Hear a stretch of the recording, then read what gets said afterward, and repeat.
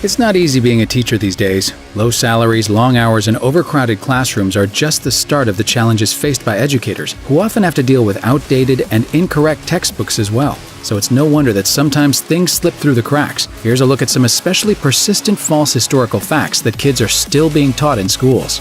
Einstein failed math.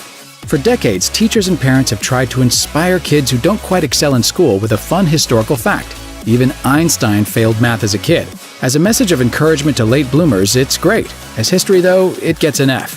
In 1984, a Princeton University team led by Dr. John Stachel discovered that Einstein was actually a kid genius who had conquered college-level physics by age 11 and was fluent in Latin and Greek.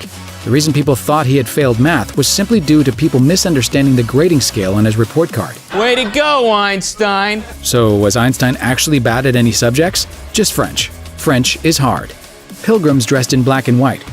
Learning about the Pilgrims and their role in the European colonization of America is a major part of any American's elementary school education. Also a part of school, plays in which kids dress up like pilgrims and reenact the first Thanksgiving. Invariably, the costumes are ill-fitting black and white garments topped with big black hats, which fits with the idea of the Pilgrims as strict, simple people. But according to Pilgrim expert Caleb Johnson, the Pilgrims actually wore clothes that were all kinds of styles and colors. The idea that they dressed in severe black and white outfits comes from paintings done in the 1800s, when all people actually tended to dress in darker, more drab styles. The more you know. The U.S. declared independence on July 4th. Fireworks, flag cakes, and barbecues. Your 4th of July activities to celebrate American independence from Mother England are a lie. The Second Continental Congress convened in Philadelphia on July 1, 1776, and the next day, July 2nd, not July 4th, representatives from the 13 colonies overwhelmingly approved a motion to declare independence. It took them 2 days to agree on the wording of the Declaration of Independence, however, so it wasn't until the 4th that they ratified it. Since that date was at the top of the document, it's the one that stuck in everyone's minds. But the whole process took a long time. Members of Congress didn't actually begin signing the Declaration until August 2nd, and King George III didn't get wind of it until October. These days, of course, you could do the whole thing instantly with a simple Facebook post. Abner Doubleday invented baseball. In 1903, baseball guide editor Henry Chadwick wrote about how baseball had evolved from the British games of cricket and rounders. The magazine's publisher, sporting goods kingpin Albert Spalding, responded by forming a commission to prove baseball actually had American origins. The commission's report, issued in 1907, was based mainly on a letter from a man named Abner Graves. He claimed to have been in Cooperstown, New York in 1839 when future Civil War General Abner Doubleday outlined a diamond in the dirt and wrote up rules for a game called baseball. Spalding took that assertion for fact. To do so, he ignored two actual facts. First, Commission member A.G. Mills, who was close friends with Doubleday, couldn't remember Doubleday ever mentioning baseball. And second, in 1839, Doubleday was a cadet at West Point, not in Cooperstown. These days, historians think baseball is one of several sports derived from stool ball, which was played in England as far back as the 15th century. Sorry, America.